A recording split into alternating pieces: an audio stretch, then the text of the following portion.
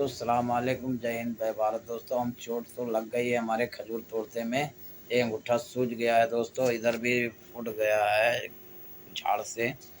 कांटा का काम है ना दोस्तों। एक गाना सुन लीजिए, सुल्तानपुर का है, हमारे बनाया हुआ दोस्तों, बढ़िया गाना है। अरे जो मजा नहीं मिलता अब मजा नहीं मिलता, सुल्तानपुर से सऊदी आने में अब मजा नहीं मिलता। सुल्तानपुर से सऊदी आने में जो मजा मिलता था ककरहा में, वो मजा नहीं मिलता सऊदी आने में। जो मजा मिलता था ककरहा में, वो मजा नहीं मिलता सऊदी आने में।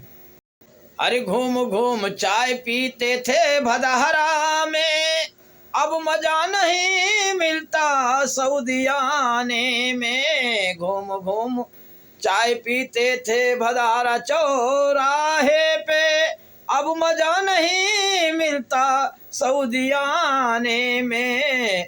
घर से निकलते थे जब पवन गाँव में बैठ कर, मजा मिलता था। घर से निकलते थे जब मैं तो बभन गाँव में मजा मिलता था, अब मजा नहीं मिलता।